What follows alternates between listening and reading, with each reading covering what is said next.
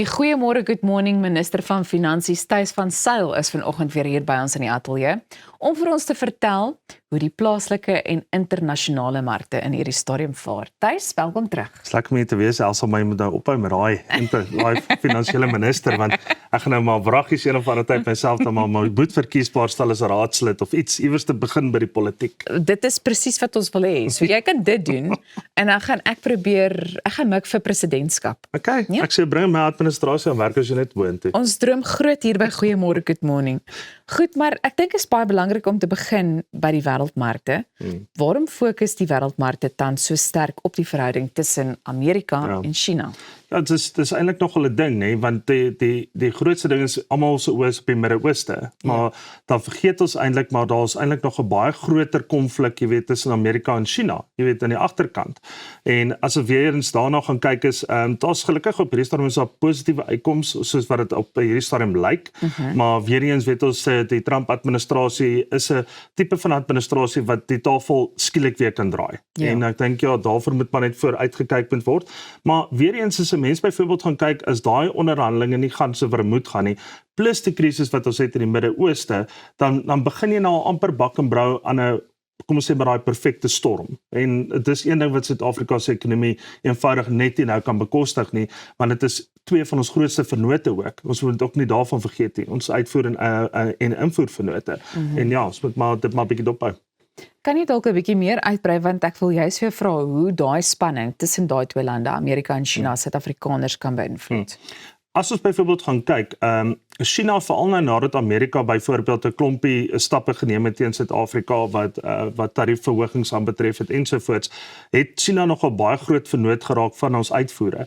So met ander woorde, as ons gaan kyk, jy weet, waar sitrusboere en gewone boere en 'n klompie ander mense wat daardeur geïmpakteer was, het byvoorbeeld nou begin hulle marksegment verander om byvoorbeeld te sê, okay, maar as ons dit gaan doen met Amerika, dan beweeg ons eerder, kom ons sê, na China se kant toe en Indië. En natuurlik jou BRICS tipe van lande en strukture.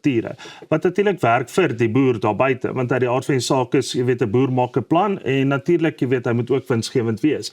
Maar as ons byvoorbeeld kyk, addisionele druk byvoorbeeld op die boer vir uitvoere, soos wat dit al reeds is, jy weet, teenoor die brandstof en die dieselprys, kan baie kere wat soms seisoene laat verbygaan. En wat ek daarmee bedoel is, boere gaan byvoorbeeld nie plant nie, as gevolg van diesel wat eenvoudig net te hoog is. Die pryse is te hoog en hy kan nie byvoorbeeld bly sy prys heronderhandel, jy weet, met 'n uitvoerder of dan met 'n verbruiker op die einde van die dag nie. En natuurlik is ons gaan kyk net na die verbruiker, dis ek en jy. Ons kan ook net soveel betaal vir 'n sekere produk. So dan raak dit ook, jy weet, buitensporig as ons gaan kyk na inflasie.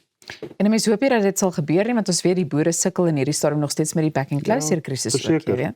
Goed, dan wil ek aanbeweeg na wisselkoersskommelinge.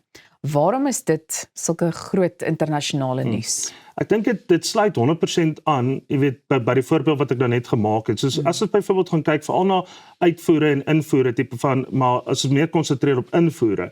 So hoe sterker ons rand is, hoe goedkoper basies koop ons aan. Jy weet, en hoe goedkoper kan ons invoer en hoe goedkoper kry ek en jy die prys op die rak. Okay. Sodra ons byvoorbeeld nou 'n rand het wat weer verswak stelselmatig oor 'n tydperk, dan outomaties het dit daai effek. So met ander woorde, ek en jy gaan daarvoor betaal. Maar weer eens as ons gaan kyk, oor die laaste 52 weke was die rand byvoorbeeld op sy swakste teen die dollar in die R18 marge gewees. Ons is nou so by R16.50. So hy gedra hom nog baie goed as ons so daarna gaan kyk. En oor die laaste 5 jaar ook, saamgestel het die rand eintlik versterk teen die dollar met ongeveer 13%.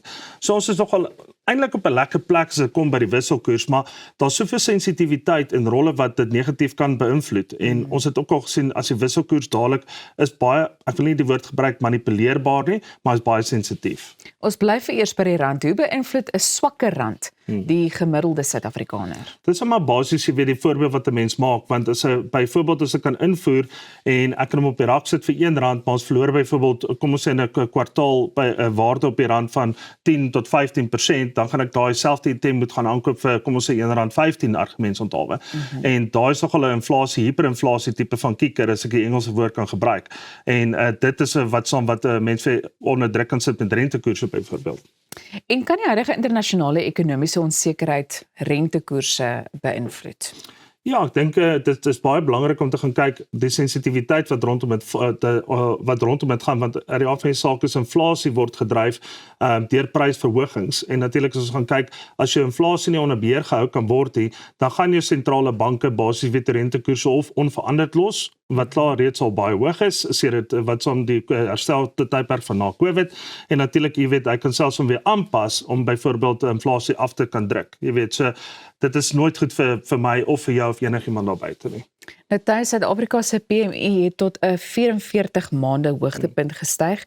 Waarom is dit so belangrik? Ek dink die privaat sektor is baie belangrik, jy weet, veral die probleme wat Suid-Afrika het, soos byvoorbeeld met werkskepping. En ek bedoel, as ons gaan kyk, as ons kan daadwerklik 'n verskil maak met werkskepping, maak ons nuwe kliënte vir SARS. As ons nuwe kliënte maak vir SARS, maak ons wat soms spasie vir binnelandse bruto produk wat kan groei. So daar's daai kringloop wat die hele tyd moet gebeur om basies jy weet groei te kan stimuleer in Suid-Afrika en vorentoe te kan beweeg. Maar die enigste manier wat jy kan groei kan stimuleer is nie die regering nie, want die regering is 'n maatskaplike werker, hoor jy, 'n maatskaplike werker, nie 'n besigheidsanalis of 'n entrepreneur nie. Dit gebeur by die privaat sektor. Okay. En die privaat sektor se verantwoordelikheid is dit wat ek dan net vir julle verduidelik het, sodat die maatskaplike werkers meer kliënte kan ontvang. Okay. Maar kom ons los dit daar. Nee, maar kyk, ons raak passievol oor die markte en die finansies hier vanoggend weer sien ek. Goed, wat het hierdie verbetering in die private sektor aangedryf? Ek dink as ons gaan kyk volhoubare infrastruktuur, energie, Eskom en natuurlik jy weet die regering self, jy weet het basies jy weet partytjie toe gekom op baie vlakke. En as dit 'n volhoubare proses kan word, dan sien ek 'n goeie Suid-Afrika, 'n goeie uitloop vir ons vir die volgende 5 tot 10 jaar. En dis tog wat ons almal wil hê. Maar weer eens met die mense ook gaan kyk, as die regering saam met die privaat sektor werk, dan werk dit. As die regering nie saam met die privaat sektor werk en nou is nie volhoubare energie en infrastruktuur nie, dan werk niks nie. So daar's maar net 'n free tip weer eens. Is die huidige ekonomiese groei in Suid-Afrika volhoubaar? Ek dink baie mense wonder. Ja en nee. Ek dink ja, vir nou is dit 'n definitiewe ja, oorweldigende ja. Maar sodra weer eens ons is so sensitief oor die wêreld, jy weet en goeders wat buite die wêreld gebeur wat oorspoel na Suid-Afrika toe. Jy weet waar ons eintlik daai buffer moet begin bou en sê soos ander eerste wêrelde wat byvoorbeeld hierdie goeders kan hanteer. So as daar byvoorbeeld 'n Midde-Ooste krisis is of dit of dat is, jy weet, dan is ons reg. Jy weet as 'n regering. So ons het brandstofreserwes, okay, ons het energiereserwes, ons het infrastruktuur, ons het allerlei dinge wat komplementeer die een na die ander ene toe, sodat 'n mens byvoorbeeld hierdie goeders kan basies weet regstel soos wat dit stelselmatig regstel sal word. Soos wat ons mos maar sê, as daar vet is, maak jy silo's vol. Okay, sodat die dae kom wanneer dit wat son dun raak, het jy oor is genoeg reserves. Ja. Weereens, ons het nie silo's nie, ons kort silo's. So wat sê jy is die grootste ekonomiese risiko's vir Suid-Afrika in hierdie stadium? Ek dink dit's basies jy weet om hierdie volhoubaarheid te kan half om dit die petrol daarvoor te kan hou. Okay, en dis amper 'n verkeerde voorbeeld want ons het nie so baie petrol en is duur. So ek wil nou nie te veel daaroor praat nie. Maar die volhoubaarheid daarvan is eintlik maar alles wat eintlik maar die sukses op die einde van die dag gaan bepaal. Dis is altyd baie insiggewend om met jou te gesels. Baie dankie.